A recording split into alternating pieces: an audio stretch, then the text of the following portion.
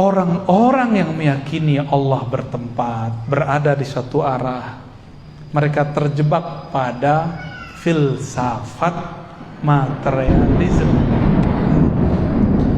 Cuma mereka tega karena nggak mengerti apa yang mereka bicarakan. Kita yang dituduh berfilsafat. Mereka sekarang udah mulai berani mengatakan akidah Asy'ariyah sesat. Terang-terangan loh. Berarti kita yang belajar Allah wujud qidam baqo. Hei, selamat, Anda orang sesat. Pada belajar itu nggak waktu kecil? Belajar semua? Paling lupa-lupa dikit ya? Apa lupa banyak? Berarti semuanya sesat. Orang sesat. Mau nggak antum dibilang sesat? Mau nggak ulama dulu yang bawa Islam ke sini disebut sesat? Kiai-kiai kita dibilang sesat. Mau nggak? Ridho nggak? Mereka pendatang baru berani-berani bilang kita sesat. Loh kok Ustadz berani begitu? Loh mereka berani sama kita, masa kita nggak berani? Jangan pengecut ya. In tansurullah yansurkum. Jika kamu bantu Allah, Allah bantu kamu. Hilangkan keberanianmu dalam takutmu kepada Allah. Allah buat kamu seberani-beraninya orang. Ya. Tapi jangan konyol juga ya. Ya pakai ilmu lah. Jangan pakai emosi. Pakai akal, qalbu. Itulah dalil yang kuat. Al-Quran itu kan turunnya ke qalbu. Turunnya ke qalbu. Maka orang baca Quran tidak dengan qalbu, dia akan kemana-mana gak jelas. Oke, balik lagi ya. Tarik ulur. Bumi, langit ini bagian dari benda. Aras pun benda. Aras itu benda, Pak. Mana dalilnya? Akhir surat At-Taubah. Wa huwa rabbul arsyil azim. Dialah Rabb pencipta aras yang besar ukurannya, mencakup langit dan bumi. Rabbu artinya pencipta. Kalau Rabbun di bawahnya benda atau karakter benda. Maka Allah lah yang menciptakan aras. Berarti aras benda bukan? Disebut benda besar, benda azim. Kelompok mereka mengharamkan satu keyakinan namanya ittihad dan hulul. Allah menempati benda. Tapi mereka meyakini Allah menempati aras. Main-main gak tuh namanya? Itu akibat filsafat materialisme, diambil separuh, dibuang separuh. Allah itu bukan benda. Mungkinkah masuk ke dalam benda? Mungkin gak? Ini benda bukan? Di dalamnya ada apa? Ada air. Air itu juga jisim, benda juga ini, tapi benda halus. Sedangkan gelas ini, kaca ini benda kasar. Karena sesama benda dia bisanya masuk. Allah bukanlah benda tapi pencipta benda. Pantaskah orang berpikir Allah ini nempel pada benda, menempati benda? Pantas nggak? Mulai connect. Ketika ada hadis menyebutkan Allah turun sepertiga malam terakhir ke langit dunia, ila sama'id dunia, turun. Kalau sudah faham Allah bukan benda, turunnya turun apa? Kalau turun benda, kita kalau dari atas ke bawah turun pakai tangga kan? Berpindah nggak? Maka turunnya benda itu berpindah. Saya mau tanya, Allah turun berpindah nggak? Nah inilah lucunya imam-imam yang tadi itu, imam-imam yang mereka terjebak kepada filsafat materialisme. Apa kata imam pendahulu mereka? Di saat Allah turun sepertiga malam terakhir, aras kosong. Debat lagi satu lagi, oh tidak, saat Allah turun, Allah tidak meninggalkan aras. Bagaimana caranya? Berarti ada dua wujud, ada satu wujud di dua tempat. Gawat gak? Antum ada, di dua tempat di waktu yang bersamaan. Masuk akal nggak? Afala taqilun. Apakah kamu tidak pakai akal yang sehat? Berdebat, dikira ini debat fikih kali ya. Ini bukan bab fikih, nggak boleh khilafiyah di bab ini. Tapi mereka meletakkan perkara akidah di bab fikih. Maka mereka sedang mempermainkan Allah Subhanahu wa taala dengan pemahaman yang rendah itu. Lalu datanglah imamnya belakangan, betul, menggabungkan dua pendapat itu, dan dia pakai pendapat yang kedua. Allah berpindah dari atas ke bawah, hakiki zatnya yang pindah. Tuh lebih parah lagi, ada kalimat zatnya. Zatnya Allah pindah dari aras ke langit dunia tanpa mengosongkan aras. Ambigu nggak? Jadi ambigu. Ternyata mazhab dia filsafat ambiguism. Apa itu? Dia ngomong Allah itu bukan jisim, tapi Allah itu tidak disebut jisim, juga tidak disebut tidak jisim. Pusing nggak tuh? Aneh ulangin. Allah bukanlah jisim, tapi juga bukan tidak jisim. Tuh, maksudnya apa? Tidak jisim, tapi juga bukan tidak jisim. Maksudnya apa tuh? Berarti Allah ini sosok yang lain. Jadi ternyata ini imam namanya Ibnu Taimiyah mentok dia. Allah jisim. Kalau jisim pindah-pindah. Tapi kan kalau Allah pindah aras sama siapa? Kalau berpindah dia jisim kosong. Oh berarti Allah itu bukanlah jisim, tapi juga bukan tidak jisim. Digabunglah itu. Namanya jam'u bainal mutadaddain, menggabungkan dua hal yang kontradiksi. Itu adalah puncak kekacauan filsafat. Berarti dia berfilsafat ya? Itulah yang jadi akidah yang antum selama ini galaukan. Masih mau ikut akidah begitu? Akidah yang mengambil filsafat materialisme tapi membatalkan materialisme. Buat lagi jisim tapi bukan jisim. Enggak disebut jisim tapi juga tidak disebut tidak jisim. Kacau itu ya.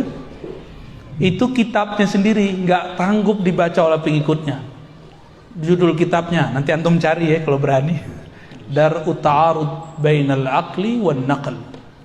Menolak kontradiksi akal dan nakal. Apapun kata ayat, akal harus ikut akal-akalan dia.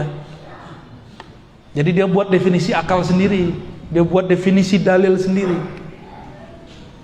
Itu kitab kalau cetakan termurah 5 jilid.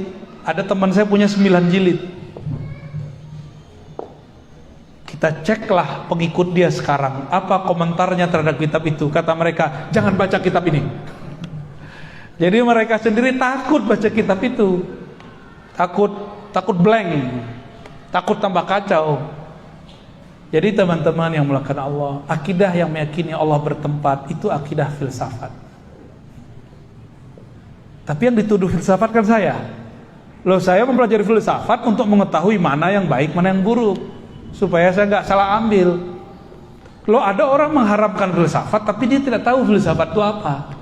Akhirnya banyaklah anak-anak mahasiswa yang baru hijrah, dia sehari-hari belajar filsafat, lalu diharamkan ustadz yang mengerti filsafat. Ada yang jurusan fisika nggak sini? Jurusan kimia, matematika? Ada yang dulu waktu sekolah belajar matematika? Tuh, belajar kimia? Belajar fisika? Bedakan. Fisika murni, matematika murni itu filsafat. Terus antum mengharamkan. Jangan-jangan gajinya dari situ kerjaannya. Ya, mikir-mikir dulu kalau mau mengharamkan sesuatu. Jangan-jangan itu makanan kita harian. Ya.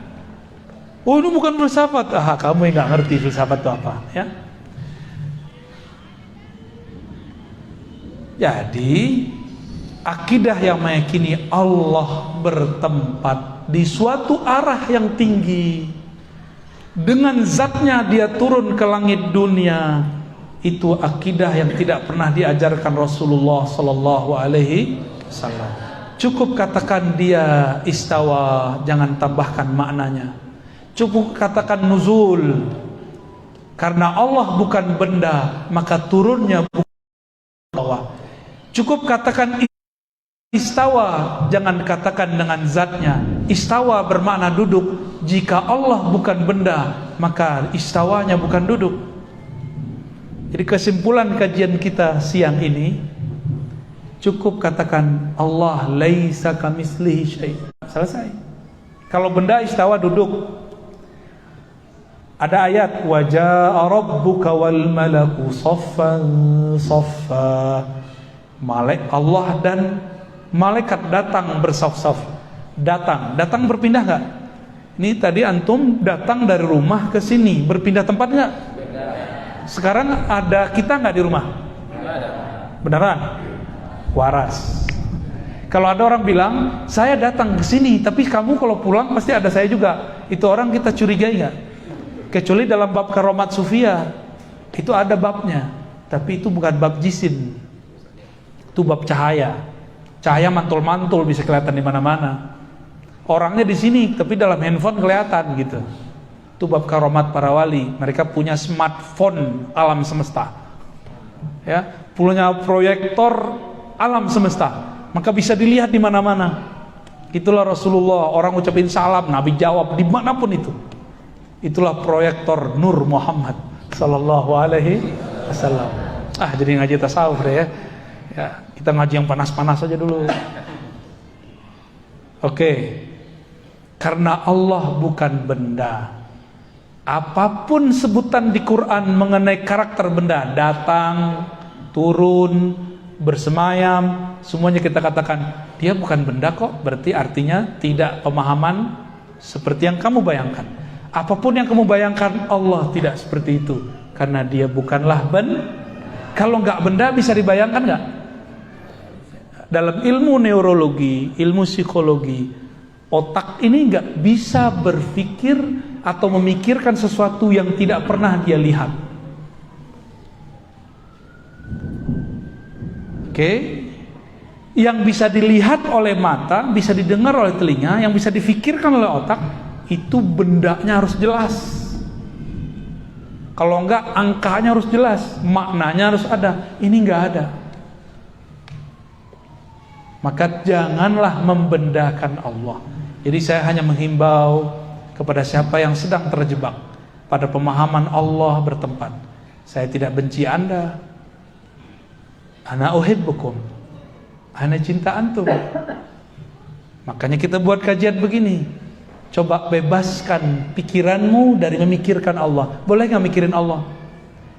Aneh kasih tahu, antum membayangkan Allah bertempat saja, terbersit itu memikirkan Allah. Terbayang Allah di suatu arah, itu memikirkan Allah. Nggak boleh. Nggak boleh sama sekali. Ya, mau khusyuk nggak sholatnya? Jangan bayangin Allah di arah tinggi sono, di atas aras, kejauhan. Nabi ketika orang sholat, Nabi hilangin cara berpikir begitu. Nabi pakai bahasa kolbu. Kalau di kolbu beda dengan urusan akal. Kolbu merasakan kedekatan, keintiman dengan Allah. Kata Nabi, jika engkau sholat, maka rasakanlah Allah di depanmu. Bukan itu tempat, itu cuma rasa. Beda ya? Gimana? Udah pusing belum? Alhamdulillah. Kayaknya nggak mau ngaji lagi sama Anin. Barangkali itu ya. Ada tanya jawab? Ada. Next tanya jawabnya pakai kertas ya, biar cepet. Ya. Sehari ini ada. Kalau ada yang tanya langsung boleh. Foto, silakan diatur. Ya. Alhamdulillah pada Ustaz atas paparan materinya. Maka untuk sesi selanjutnya kami persilakan untuk sesi tanya jawab. Untuk sementara waktu kita batasi dulu. 2 Iwan sama 2 Ahwat. Banyak amat. Satu dulu. Satu ya. Ikhwan, satu Ahwat. Ya silakan yang mau bertanya. Itu ada satu. Ada. Silakan maju aja.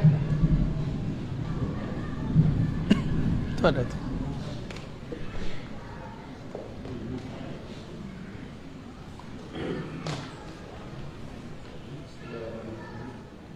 Assalamualaikum warahmatullahi wabarakatuh. naikin. Udah.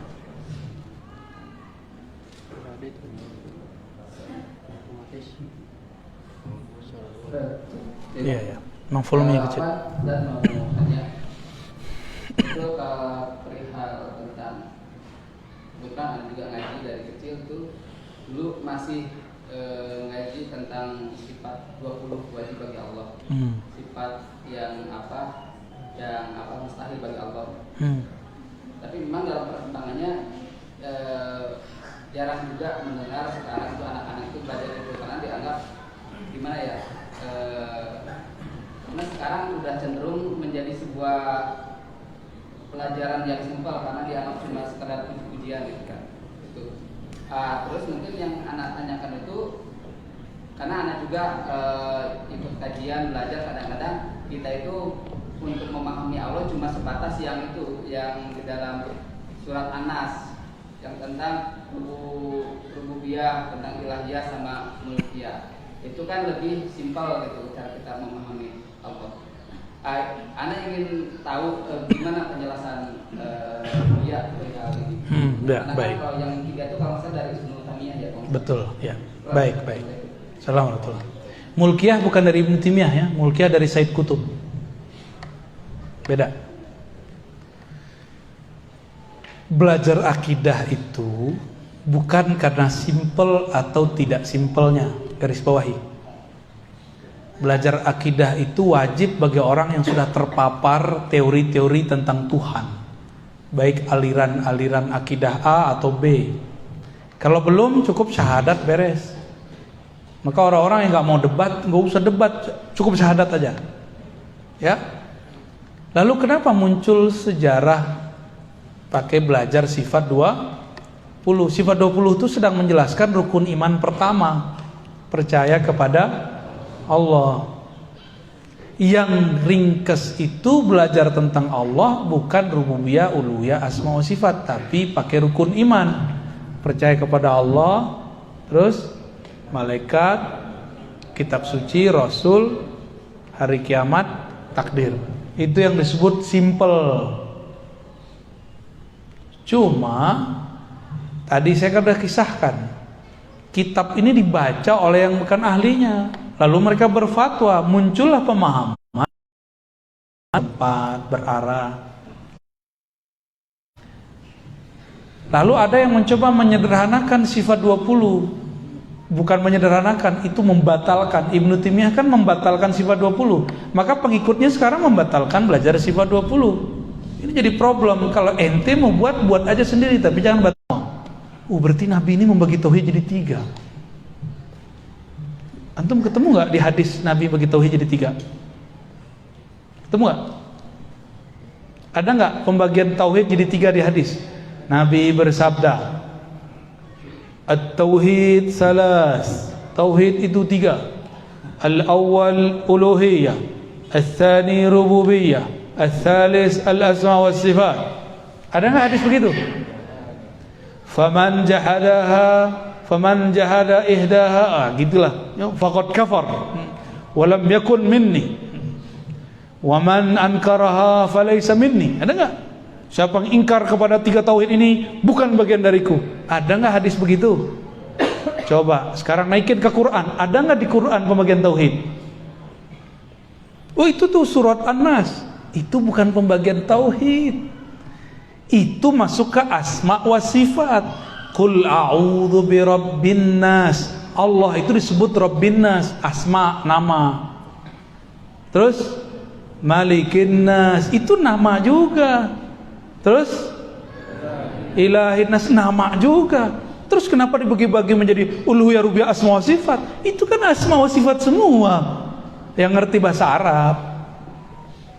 Rabb itu nama Allah, Malik itu nama Allah, Ilah itu nama Allah. Itu asma satu, baru satu. Dari mana pembagian-pembagian jadi 3 itu? Oke, saya sebagai orang yang mengajar di kampus, kita punya satu kaidah. Seorang ulama, seorang ilmuwan boleh buat teori, tapi teori ini tidaklah suci, boleh dikritisi. Sama kawan gak boleh kritisi. Aneh gak? Jadi antum boleh kritik sifat 20, bagus. Ntar Geja jawab. Tapi nanti kita balas pertanyaan, siap nggak? Ya. Saya kritisi tauhid uluhiyah asma sifat. Dan saya siap mendengarkan pertanyaan antum. Ya. Jangan main bantah-bantah orang, nyalain orang, tapi gilir di debat bilang, oh ente bukan ahlussunnah. Nggak begitu caranya. Ya, harus fair. Sebagaimana dulu berani buat yang baru, ya. Kami kalau di kampus, Bapak yang pernah ngampus, itu ada sidangnya. Kalau lagi sidang diapain nama penguji? Disalah-salahin. Benar gak? Salah satu kajian ilmiah itu karakternya siap di debat. Ngaku kajian ilmiah, di debat bilang kita fasik mezindik. Kita debat dibilang kita jahmiyah. Kita debat dibilang kita bukan ahlussunnah. Ini klaim gak benar. Ilmiah itu bukan hadis riwayat fulan nomor sekian. Itu bukan ilmiah. Itu namanya nukil data. Ilmiah itu ada metodologinya, ada pendekatannya, ada teorinya. Berkata Syekhul Islam Ibnu Taimiyah, itu namanya nukil bro, copy paste namanya. Ya, menukil-nukil bukanlah ilmiah. Nukil itu justru musuhnya ilmiah. Kita buat skripsi, nukil dari skripsi orang tanpa kemudian ada tambahan. Namanya apa? Plagiat, walaupun nyebutin sumbernya. Orang selevel anak S1 aja ngerti. Loh kok anak S1, S2 ada yang terjebak akidah begini coba. Berarti dia lupa dengan kaidah ilmiah yang dia bangun selama ini. Kok ada anak kampus yang sudah mengerti kaidah ilmiah, lalu dia nggak mengerti persoalan ini, malah mengkultuskan akidah ini. Kan lucu, akidah kita boleh dikritik, akidah dia nggak boleh dikritik. Berarti dia mengkultuskan siapa? Pemahaman kita boleh dibatalkan, pemahaman dia nggak boleh dibatalkan. Para ustadz kan nggak mau balas-balesin, ya. Kita juga akhirnya yang balasin. Panaslah kepala antum kan? Jadi pembagian itu nggak ada kan? Itu pembagian baru dibuat dan Allah tidak membagi. Bagi kami yang belajar tauhid, ada kitab setebal ini, Al-Asma wa Sifat. Itu bagian dari Asma wa Sifat. Tapi dalam ilmu tasawuf ada pembahasan uluhiyah rububiyah, ada. Tapi pembahasannya nggak garing, pembahasannya bikin kita rindu kepada Allah. Bukan saling benci-benci jadinya kalau pembahasan tasawuf. Masalahnya kan sebagian besar antum membid'ahkan tasawuf. Yang paling lucu ada orang Muhammadiyah anti tasawuf, padahal imam dia Buya Hamka bertasawuf, tasawuf modern, benar nggak? Itu aneh bagi saya itu. Yang paling lucu sekarang kelompok anti tasawuf, imam dia Ibnu Taimiyah di akhir hayatnya nulis 2 risalah tasawuf. Ibnu Qayyim bertahun-tahun nulis kitab tasawuf. Ada namanya Madarijus Salikin, ada namanya Iddatus Sabar, ada Al-Wabilus Shayyib, banyak lagi. Ya, itulah pemanasan pada siang ini ya. Semoga panas. Terakhir ada ibu-ibu satu, akhwat satu, yang mana? Ada di kanan, ada di kiri nih, terserah nih. Langsung aja suaranya kedengaran insyaallah. Langsung aja presentasi dulu. Pada? Ya langsung.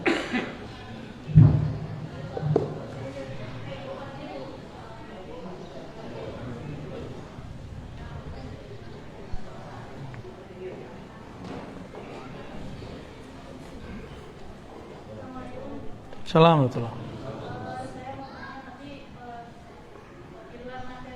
Oke, di luar tema. Baik.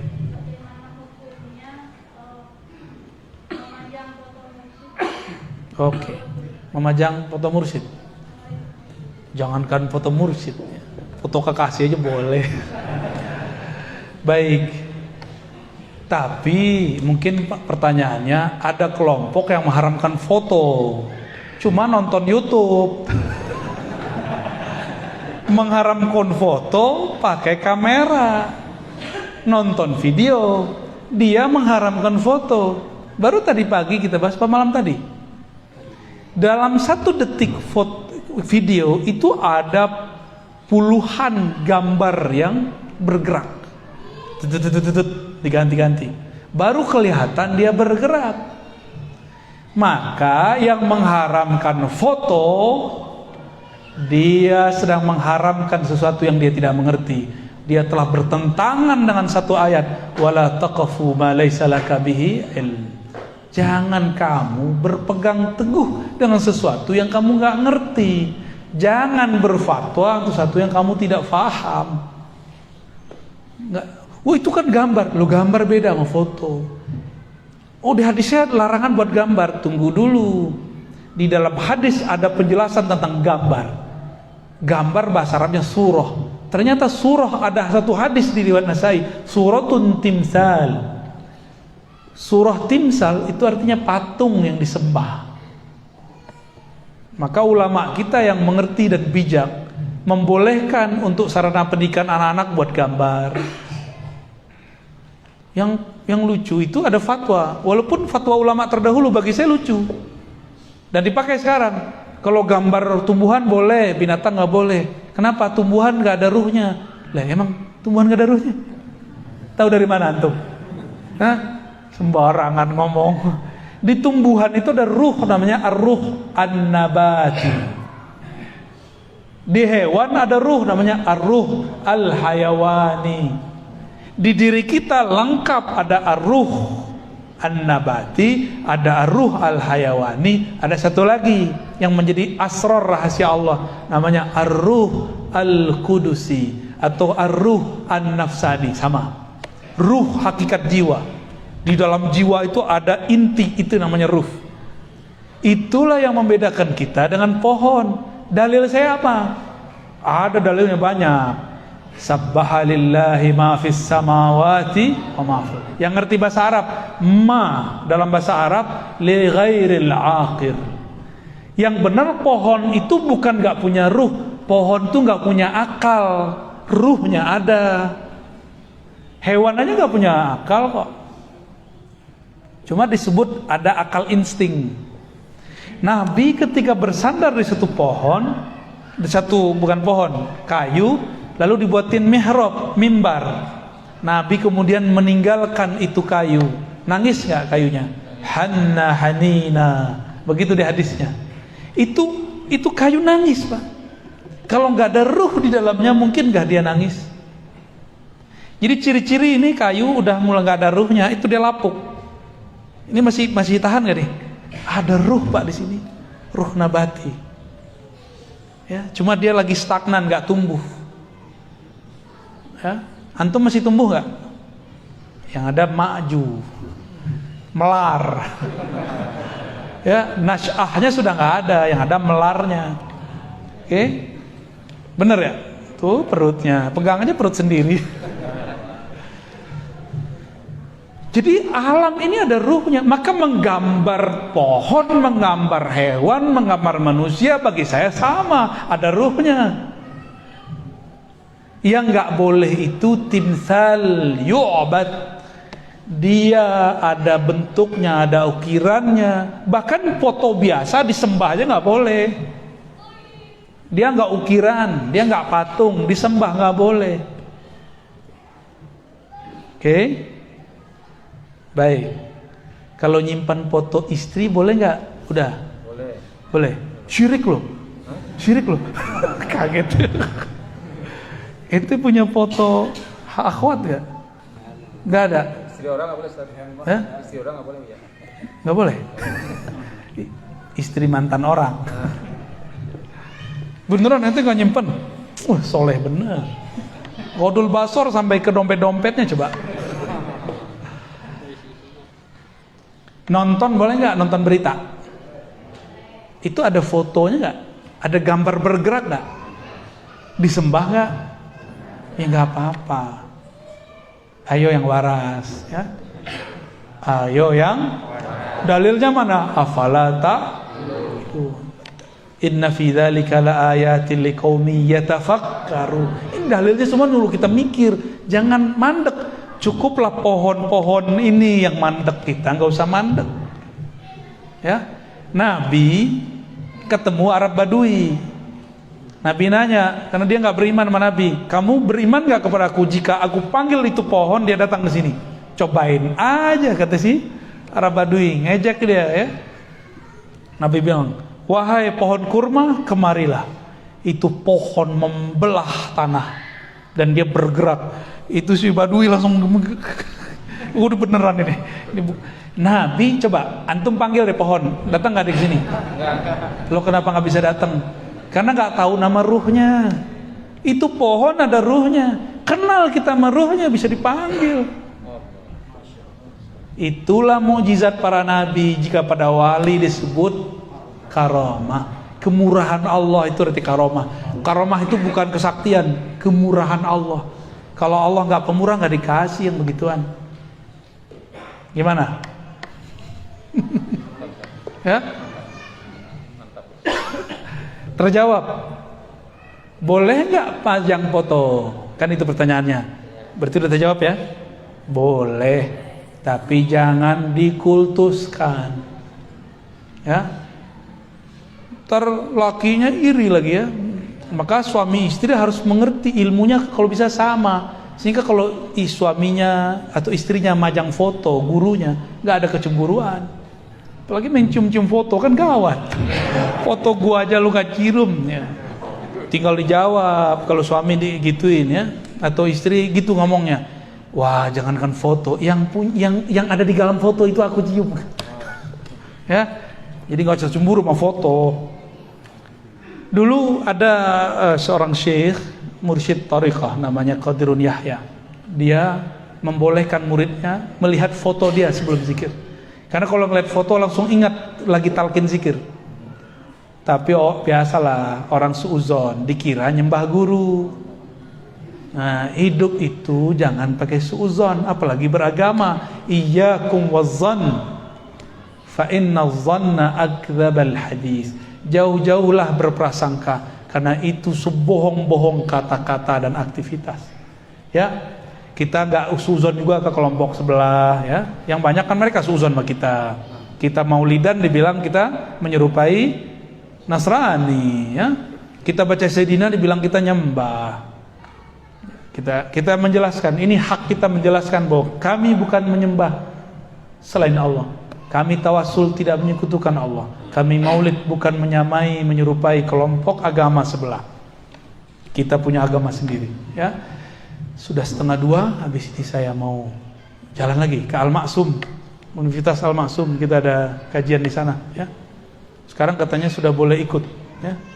Sudah boleh terbuka. Silakan kalau ada yang kesempatan, kita ngaji di sana tentang syariat, tarekat, hakikat, ma'rifat.